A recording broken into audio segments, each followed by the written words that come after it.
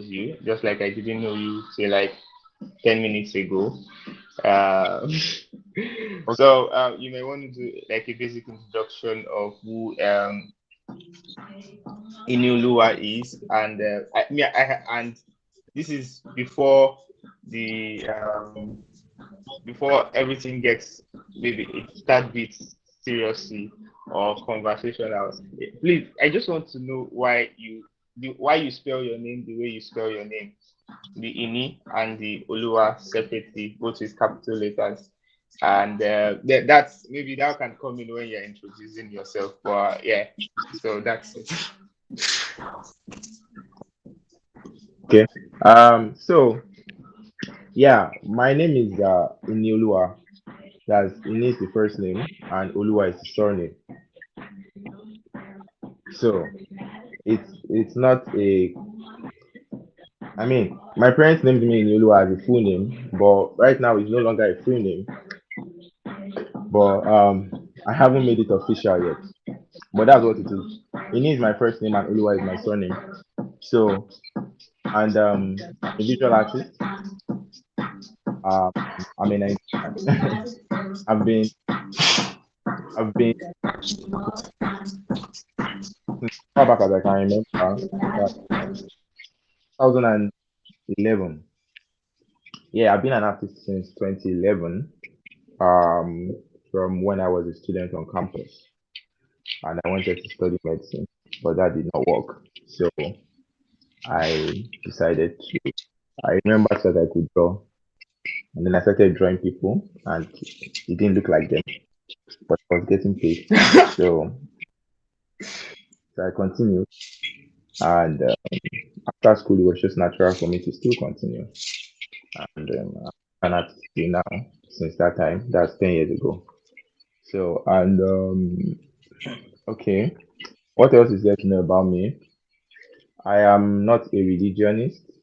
I do not belong to any religious sect, and I I have also worked in the film industry as a screenwriter, and I still have intentions of doing that.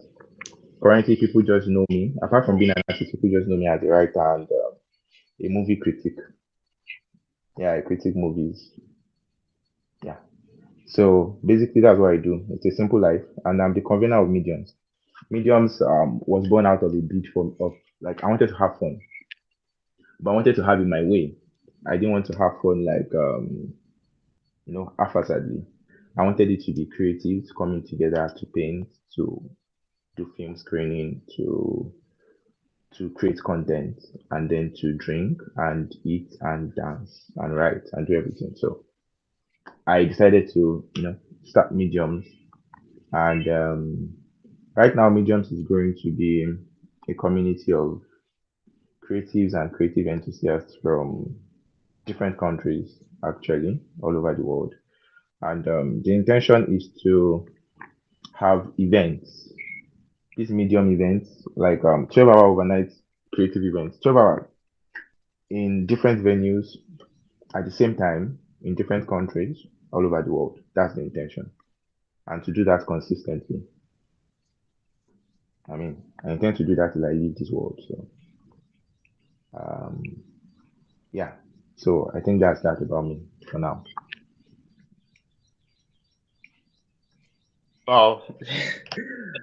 I think I am already interested. I have like a lineup of questions just from your introduction, but because of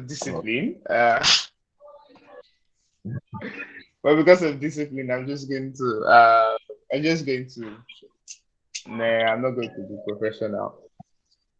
Mediums, yeah, but yeah, I'm not going to be professional, but it's amazing. So it's very very rare to.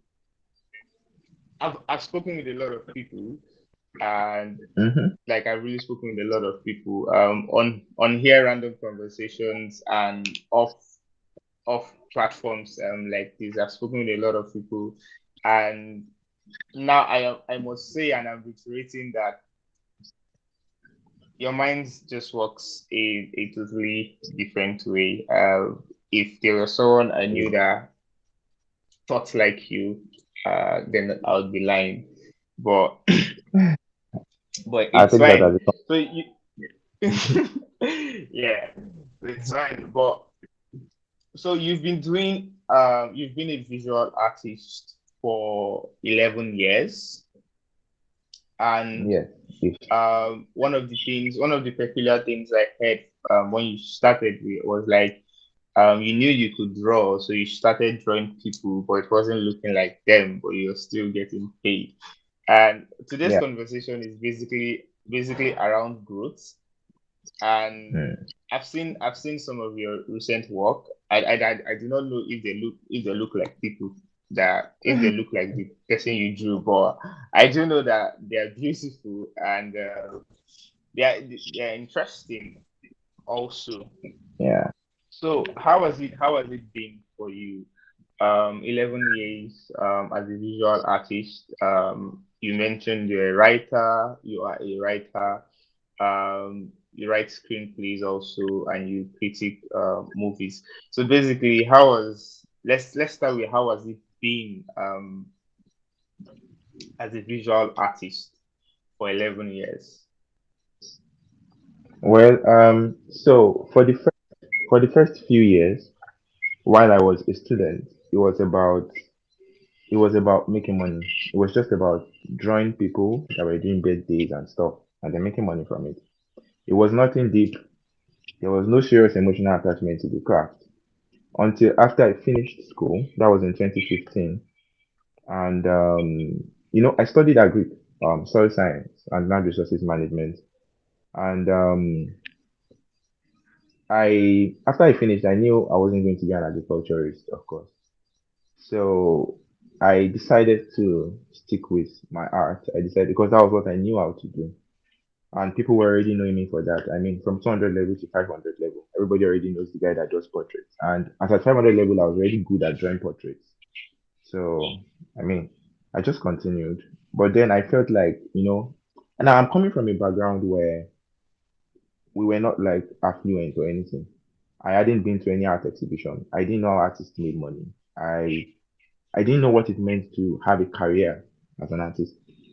So I picked out the best gallery I could find in my locality. That was in Ife, in Osun State, because I finished from OAU, Obafemi Awolowo University. And that was a medium gallery. So I decided to stay back in school because the school wasn't going to release us for NYSC until after a year. So I stayed back for 6 months. I locked myself indoors. I was just making art. Like I was just doing things that came to me, mostly pencil drawings and stuff. But it wasn't looking like it. So I felt I needed an experience of the industry. What is it like to have a career as a visual artist? So I ended up one way or the other. I got the number of the founder of Mediron Gallery. I stole it somewhere actually, and then I texted him. I sent him based on a letter I read from Napoleon Hill's Laws of Success. He gave me a book, Laws of Success in 16 Lessons by Napoleon Hill. It's one of my best books. So I sent a letter to Mediron to Mr. Omidiro, and then he replied me and said, I seem smart and he would like to work with me. And then he scheduled an interview. It's an interesting story because of the sequence of events. Scheduled an interview for me with the chief curator of the gallery at the time. So I had an interview with this lady, and then what happened was that Mr. Omidiro ended firing this chief curator that interviewed me so that he could employ me. And I was like, wow. So it felt like Squid Game for a bit, but so I I took the job and then I worked as a chief curator of the gallery for 6 months. And then that opened my eyes to like seeing what an art career is. Because the route I intended to take before was to go learn under like a visual artist. But I found out that that would cost me money. If I had intended to learn under Mr. Midero at the time, it would cost me 250,000 naira for 6 months, which I did not have in 2015. So I found out that it's better if I worked for him and then he was paying me and then I was learning from him. So I got close to him. I used to go to his house and he's a very successful artist. He's even as at that time he had made money from art. I wouldn't say name because he's a very shy person. So he's the kind of person that sells his art but doesn't sell his personality. But he has had proteges that are already names in the Nigerian art industry too. So he was a big man, and it was a privilege to learn from him. Then after that, I I moved to Lagos. Of course, I served in Lagos, my NYSC. Of course, I didn't go to any PP or anything. I could not have done that. I was still an artist, so I found my way around all that stuff. I wasn't going to PP or anything. So I got a job. Um, Before then, I got a job as a screenwriter for a Nollywood production, and they ended up not paying us about half a million naira contract. They ended up not paying us, and they ended up using our script. So I was like, what the fuck? I'm not doing this anymore. So I just solely focused on art. I had a 9 to 5 for some months. I quit it. I was meant to be a creative content writer then, but then I was beginning to do other things. I was doing social media management. I was doing, the height of it was when I was working for like a telco. So I just felt this is not what I want to do. So I quit that, and that was 2016 December. And since then, I've been a full-time artist. It's just of recent that I'm beginning to, go back to my writing and see, try to, because I still love to write. So I've been writing almost every day since, but now I'm looking at, okay, there are ways I could actually make money out of this writing now again. But since then, I've been a full-time artist, and the main journey has been finding myself. What kind of art do I want to create? That has been the main trajectory of my career growth. It wasn't basically about the numbers. I was not measuring my growth by the numbers that were coming in. Because if I don't know, maybe it's cockiness or confidence, but I just always knew that money was not the problem. That the real challenge first that I had to figure out was creating original content, creating original art, creating a story that I can back. I believe that there are principles. A civil engineer builds a bridge based on a principle. If he doesn't follow that principle, the bridge will. But people have this thing where they think that when you're an artist, you can literally just paint anything because it's art, so you can do anything. But I did not believe that. So I wanted to like spend years to find out what art should be. And it led me to meeting, artists that I looked up to, going for exhibitions, talking to people, reading books, reading a lot of books, um, taking courses online and stuff. But at the end of the day, I found out what my art should be. Now, in the course of that, I did other things that were also artistic that were going to keep me alive in terms of making money. Like I made murals for companies, a lot of murals, that wall art. I did a lot of that, and I mean, that was going good. That was actually interesting. At least up until the pandemic, when most work spaces closed. So yeah, that too. But for me, it was majorly about finding what art should be, and then I found it. I discovered that the thing that has intrigued me the most, that's given me the highest feeling, is the feeling of meeting somebody that has an original personality. I would give an instance. I was at a conference of sorts in 2012, and there was this girl that was like sitting some seats back from me, and I will continue to remember her. I never met her. I don't know her name. If I see her right now, I may not recognize her, but I would continue to remember her because seeing her made me feel something. It made me feel like I had met a person that was alive, that was living. Many people are going through life, they're just going through it. Those kind of people do not create an immediate impression when you see them. There are certain people that create an immediate impression when you meet them.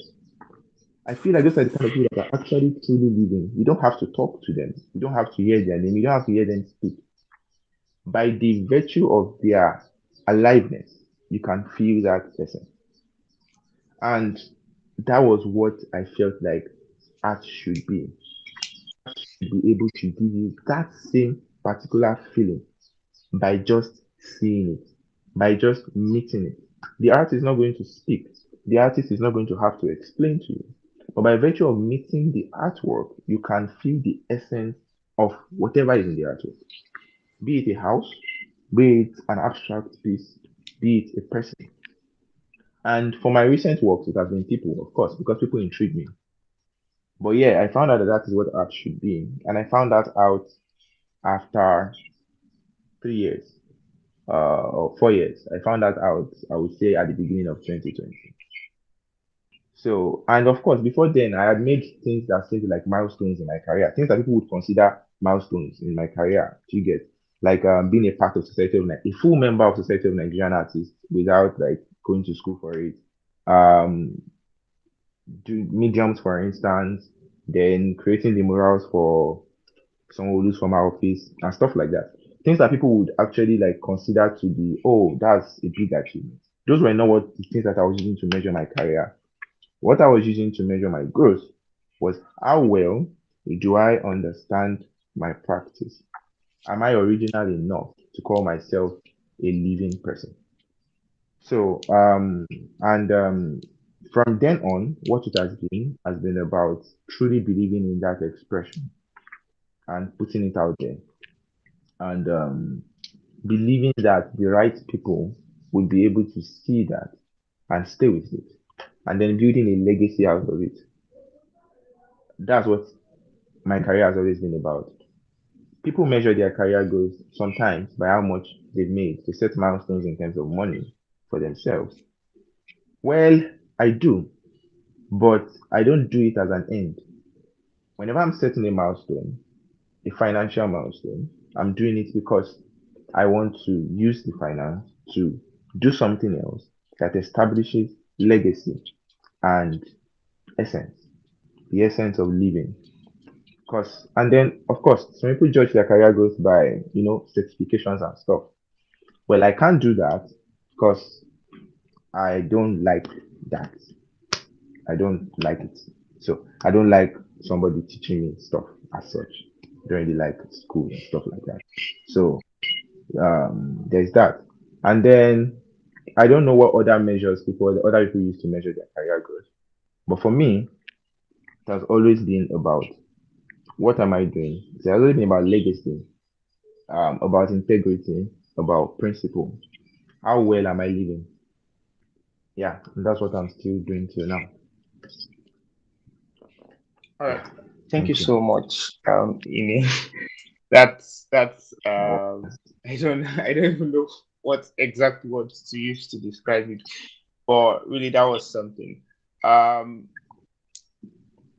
so through what you said, what kept on resonating in my head was that you measured so through the 11 years you've been an artist, you've measured your growth as an artist based on internal values, or you personally set your own metrics for growth.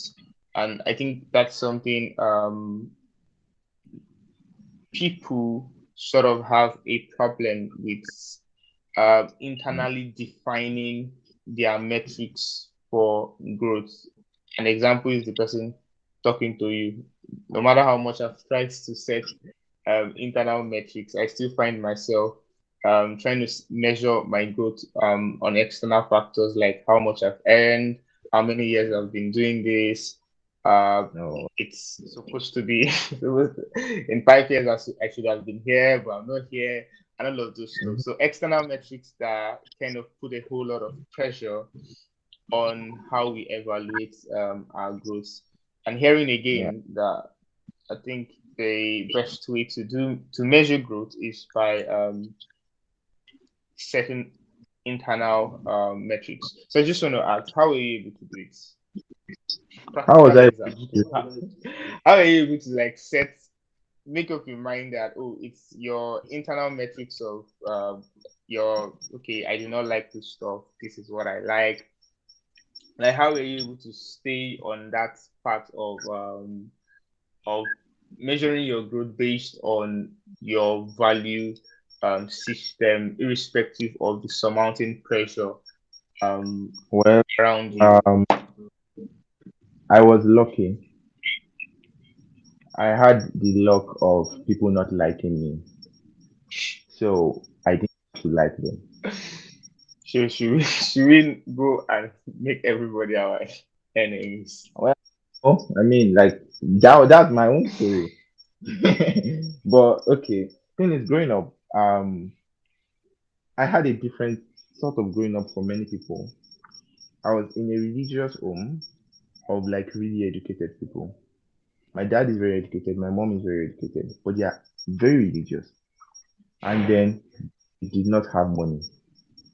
So imagine trying to raise a child. Like till I was like 4, 5, I could not speak Yoruba because I was an English child. Now imagine a poor child, but butty.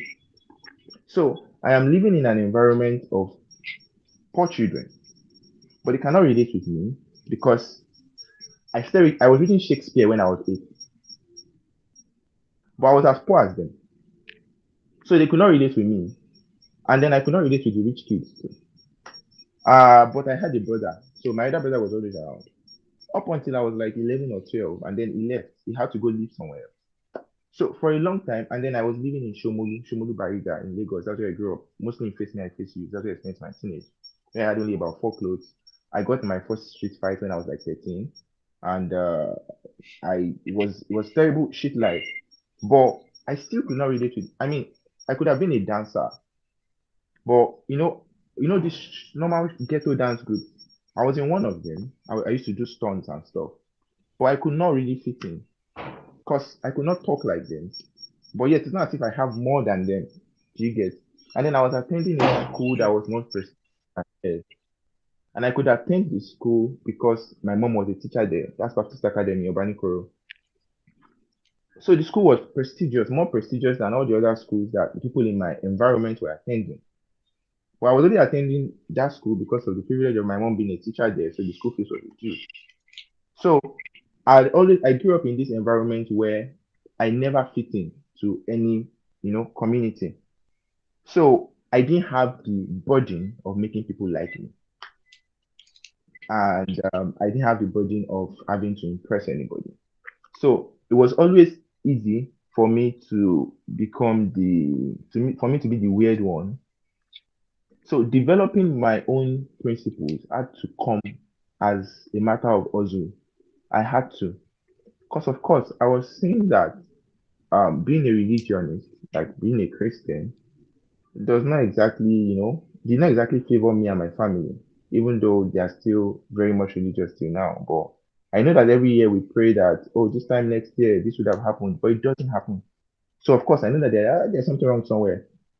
So I have to find out what is that thing that is wrong somewhere.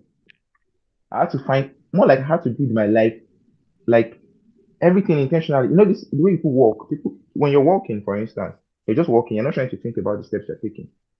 And that's how many people live their lives because they were brought up in a certain kind of environment. They grew up in that environment, it was cool for them and they continued that way. But for me, I had to like pick everything in my life apart and then set up my own principles for them. So it was a matter of necessity for me if I had to be sane. So if I had to be sane, I had to be able to make my choice on religion. I had to be able to make my choice on career. I had to be able to make my own choices on everything. And that was how I found sanity. Because at some point, nothing made sense.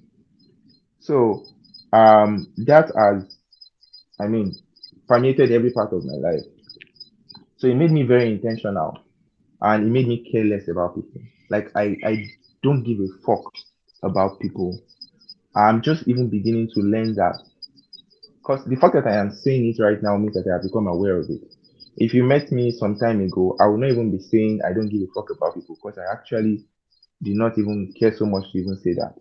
But now I'm beginning to learn to know that there are people in this world and you need people. But still, I don't let their opinion of me affect what I do or how I think. So when people have their own metrics for measuring success, it doesn't really bother me because there's this part of me that thinks, well, I could actually have been dead.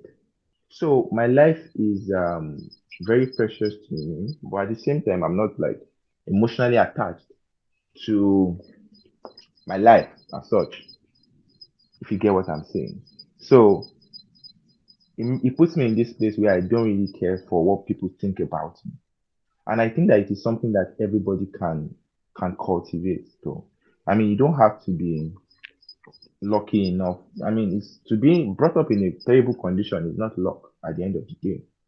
It's more like the opposite of it, but for lack of a better word. But you can build yourself to a point where you know that you are aware that you're the captain of your ship.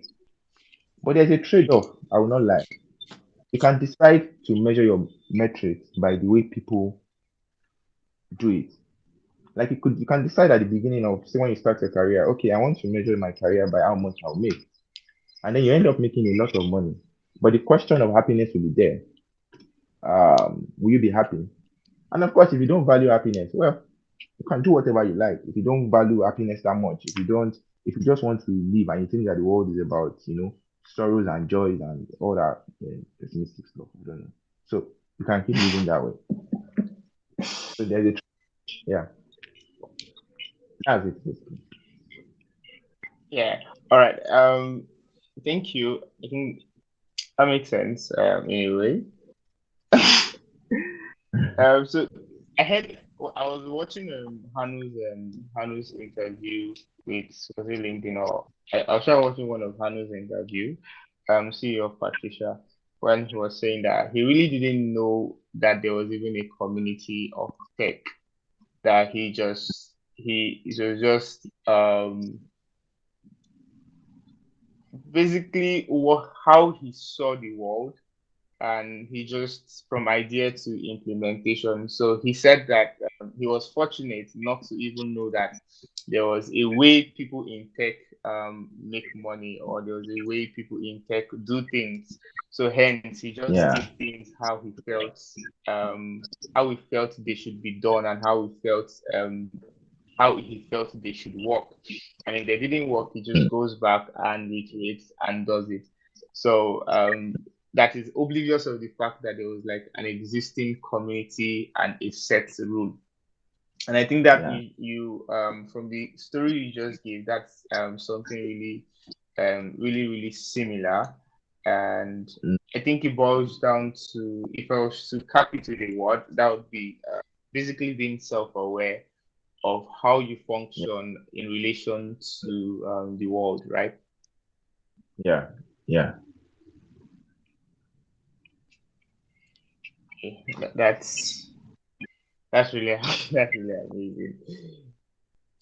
But you mentioned something that you need people, or whether you mentioned it or not, it's the truth, the fact that you need people in the world. So I have a belief that every door you would walk into was either built by someone or would be opened by someone for you. At the end of the day, you'd need people in strategic places, or you'd have to meet people that are pivotal to how your life would eventually turn out. And I think Yeah. one of those people for you was the what's his name again? The first person, the person you who employed you as a curator. Yeah, Omidiran Bolake. Yeah, Mr. Midiro. So for someone who really doesn't give a damn about people's opinion, how were you Mm. able to recognize that, oh, this particular person's influence would be pivotal in my life? Maybe have to maybe like listen or entertain this person's perspective on how I should direct my life. So how were you able to recognize those set of people that you needed to listen to set you up on your way? Yeah, thank you. Their work, their work. I believe that a man should be judged by his work. So like I said, Omidiran Gallery was the finest, it was the coolest gallery around. That was enough. I wanted to do something cool with my life. I wanted to do something nice. I wanted to achieve something in the art, and this person had done it. So that's how I recognize people that I can learn something from. Their work, not their talk, not their inclinations or stuff. Work. Even friendships. I judge. Well, I don't believe in this thing where people say don't judge and stuff. It's impossible to judge. That's why we have like beings. We are human beings and we judge. It's how we survive. It's how we live. So I judge people by their work first before like any other thing. Work. So if your work is looking like what I would aspire to create or in the line of what I aspire to be, then you're somebody that I would love to listen to and learn from. And it has not just been Omidiran. Another person that had like a big influence on me is Hayola Gbolahan. He's also a visual artist in Nigeria right now. Ayola Gbolahan. And I learned from him personally when I when I got to Lagos then after school. Then yeah, then I've learned from people that have died too, you know, a couple of them. One or and sometimes you learn from people, not like everything, but you just there's this quality in them that you see and you pick and you want to create that quality in your own self because you think that the quality will make you more successful. So people like Napoleon Hill, like James Allen, like Jean-Michel Basquiat. So yeah, and most of them. Yeah, so that's how I choose. All right. So the fact that you choose based on your work, it's something that is in line with your value system because Yeah. right. So that's the question I wanted to ask. The fact that you judge or determine who to listen to um based on Mm, their work, it's something that is in line with your value system, right? yes, sure. Okay. Okay, because I wanted to so that some of us on the call and for those people that might listen later would not be confused as to um because it sounded like there was a disparity between your value system and the fact that you judge based on work. So I just wanted to make sure that there was actually that connection because I believe that the people that What you should disparity? work with, eh? What disparity do you think that people might have? Because I would like to like know more. Like I don't Okay, understand the so yeah, let me explain. So I have this perspective that the people that you work with or the people that you let in or the people that you basically allow to influence your life have similar value system with you or should have similar value system with you or a certain value that resonates with what you have or what you are about as a person. they don't need to have your whole value system. Yes, definitely. Yeah. So there's a fundamental spring from which your value comes out. And then this your value can now create different qualities that people see in you. A person might have another value system or another value foundation that has a quality that intersects with yours. So, for instance, when I talk about Basquiat is an artist. He died at 27, when he was 27 years old. He's one of the most expensive artists right now. He's black and stuff. Now, the quality I admire in him was his ability to create a culture. I don't like Basquiat's work. Now, that's not that when I talk like his artwork, I don't like it. I feel like it's shit. But that's not something I can see outside, quote unquote, because the artwork define me. But what I admire in Basquiat is his ability to create a culture. He created a whole artistic culture. I feel like he's still the last living artist celebrity. He was a celeb out of painting.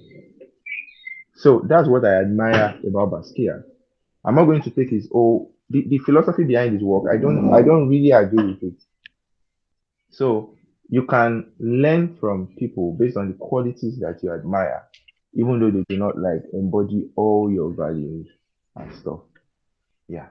So I think that should make it Okay. clear. Okay. Yeah, that makes it clear.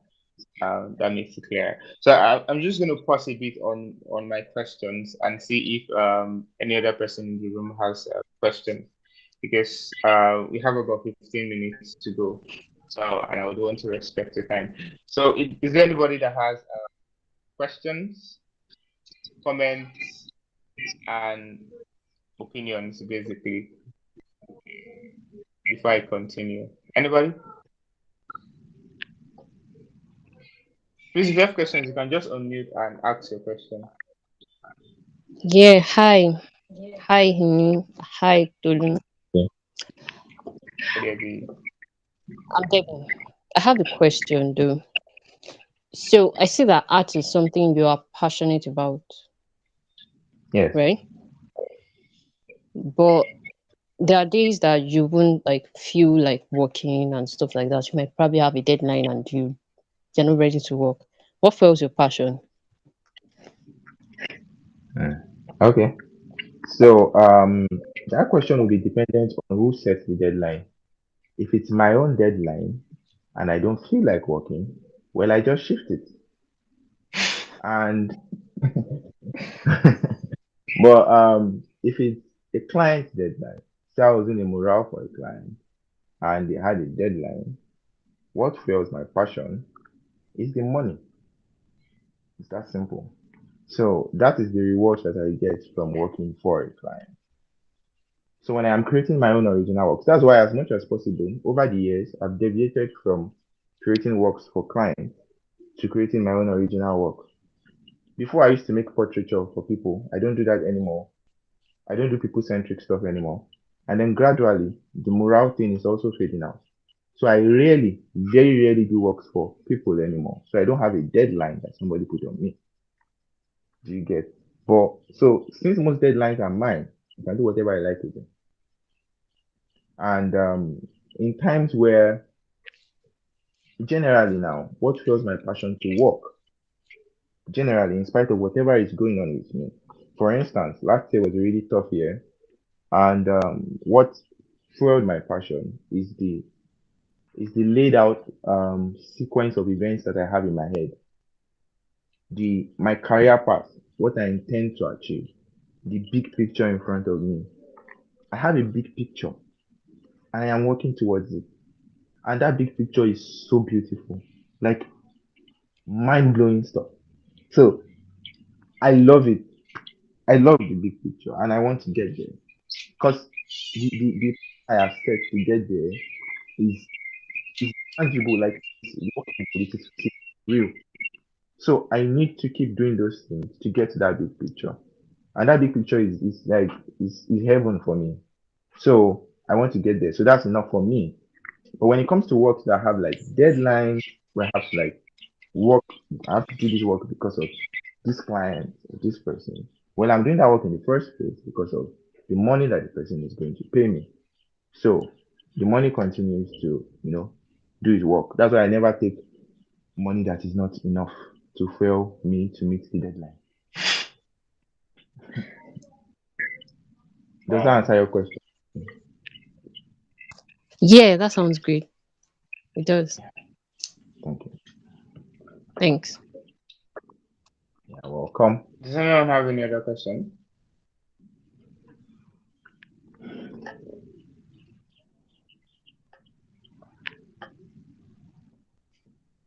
Does anyone have another question? Makinde, Shekina, Sheila, Bumi. Yeah, Any nice. questions?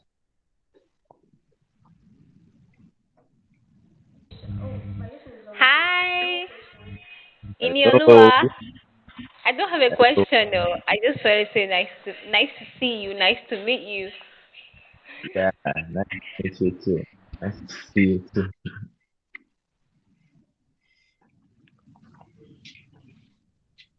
All right. So I think I have like one final question on uh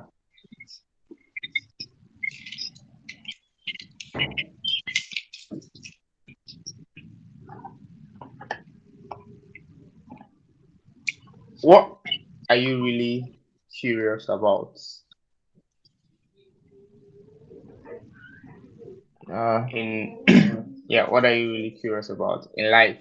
What is that one thing that you want to uncover?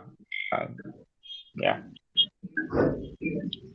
One thing I want to uncover what the rest of the world looks like. Yeah, I want to go everywhere. I want to go everywhere. I want to see everything. Before I was curious about God before, a few years ago, but not that curious about that anymore. So I'm curious about what the rest of the world looks like. Uh, I would have said, I thought you were going to ask me why they call me the billionaire, but I would have said, I would have said before that I was curious about how it feels to be a millionaire in dollars for you. But I mean, the reason why I would ever be curious about that is because I'm curious about what the rest of the world is. I want to experience the world. I want to experience this life. I want to go everywhere. I want to meet people. I want to make love on different continents. I want to have fun. So, yeah, that's one thing that I am curious about and that I would like to find out. How does the rest of the world view you? Yes, yes. Oh, that's good. Oh. Deji has already thought. All right, all right. Is there a an edition of mediums this year? There should be.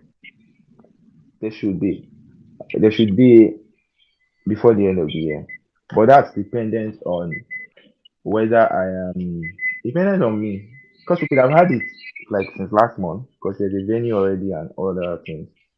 But I am not satisfied with the community yet. Because the next mediums events that I want to happen has to be it has to be on the scale that we want it to happen.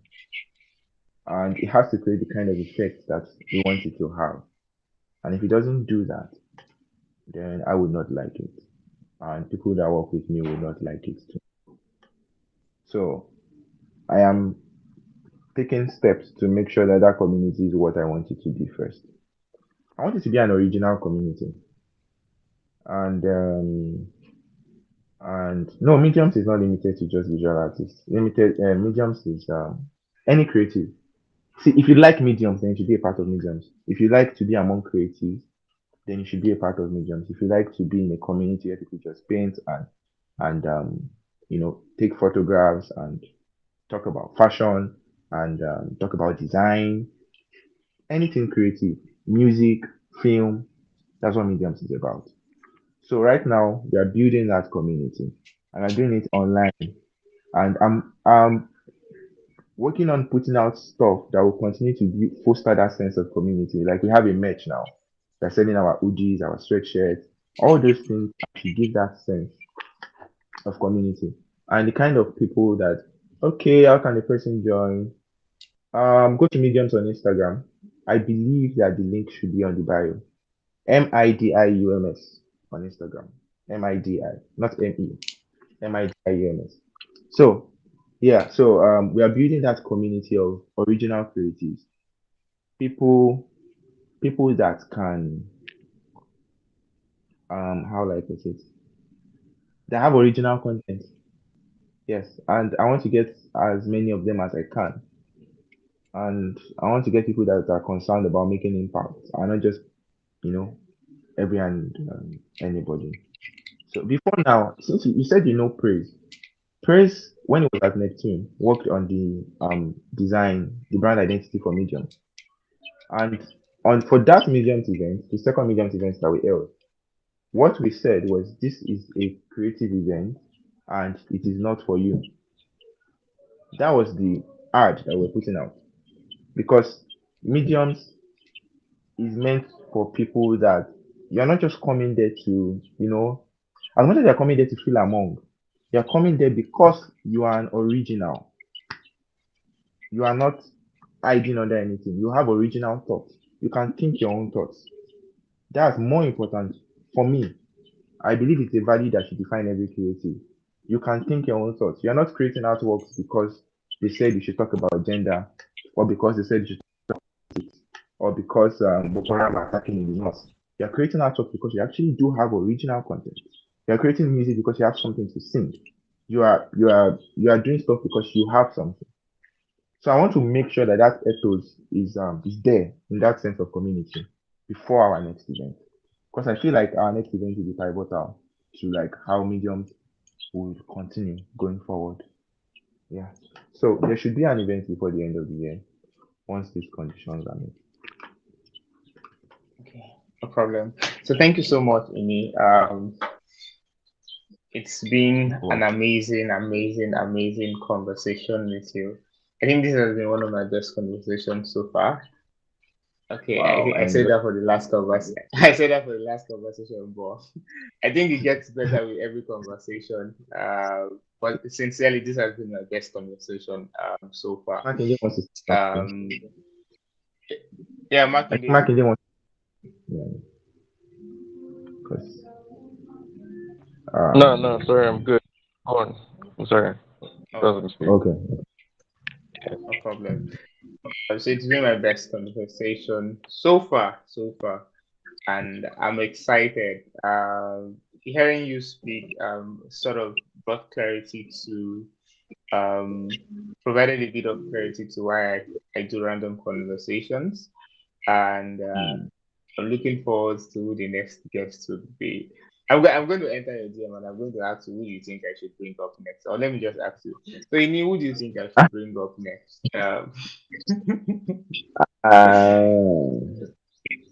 Who do I think you should bring up next? You've already brought up the person that will naturally come to my mind. Who? Victor. Victor would have Oh, naturally just come. Victor. I would have just said you should bring Victor up next. But now I have to think about it. Um, I mean, Mudia. Mudia is one of the weirdest guys I Yeah, know. Mudia. Mudia. Yeah, Mudia Let man. me add him to the list. So Let's see. people in my community were like saying I should bring in Koti.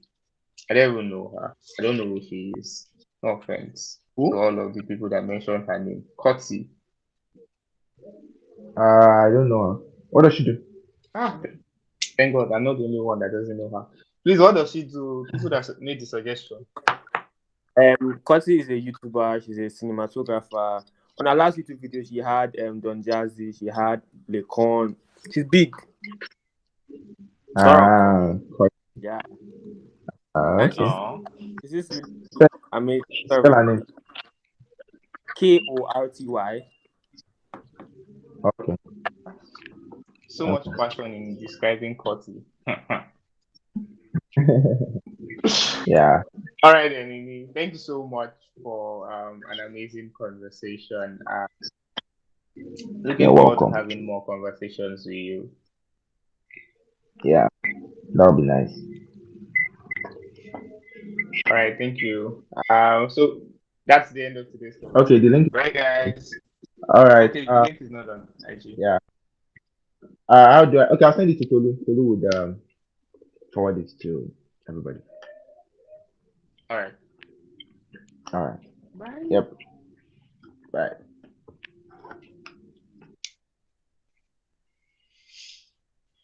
Debbie, I hope your question was answered. Did you Yeah. The question was answered.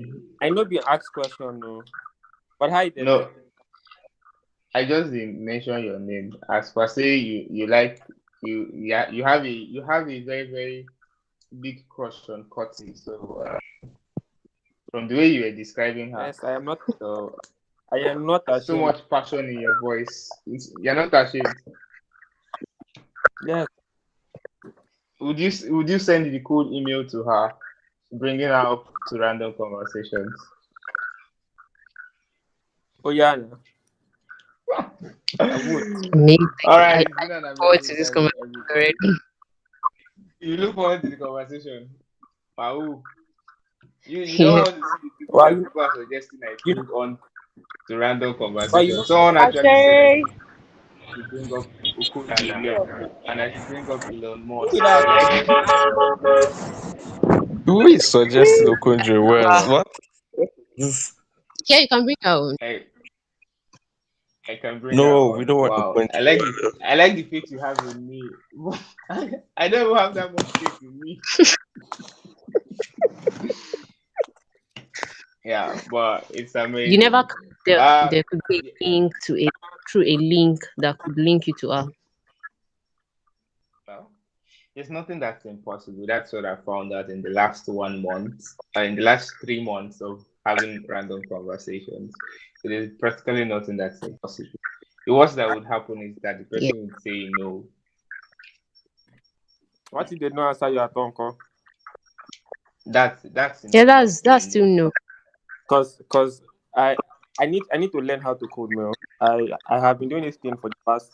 I've been emailing a lot of people and DMing people, and they have not been answering. I'm probably doing something wrong.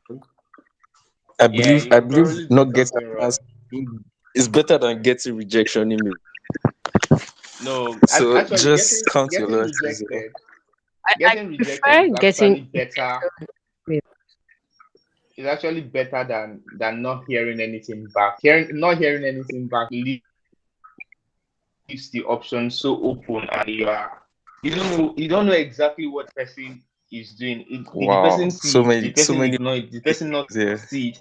Is the person interested? Is the person not interested? But if you just get a no, I'm not interested, or no, probably my schedule is tight. You know that okay, this no is the person actually saw it. So the person recognizes your email. Yeah, You can send it I get the point. another time. But when the person not come on. Be asking yourself, God. am I I'm still am I paid. I'm valid? still Do I paid. exist? No, stuff like that. Story of my life. Yeah, so Sorry, man. You get it. so Ini sent the links to join mediums. I'm going to forward it. I want to send it via email to everybody. So just watch out for the next email. It's gonna be there because it's on my other device. So thank you everyone. Thank you so much. For those of you that keep making suggestions for who we should bring up next, I do not take it for granted. I really appreciate.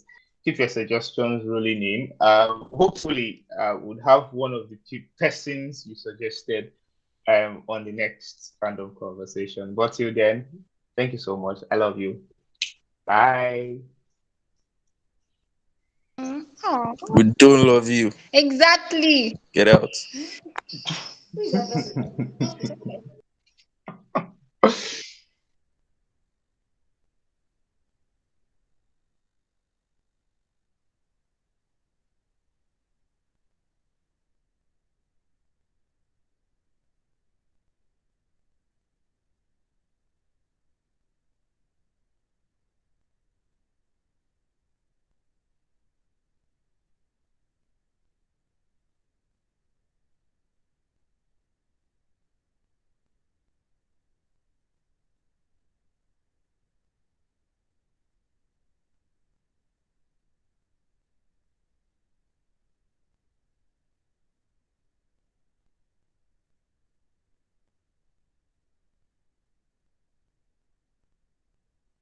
Maybe they follow ourselves. So. Leave this pictures. Get that. I do how many videos? You're just like school. Oh yeah, now we die here. Babe, yeah. We don't come out the meeting. And the thing is recording.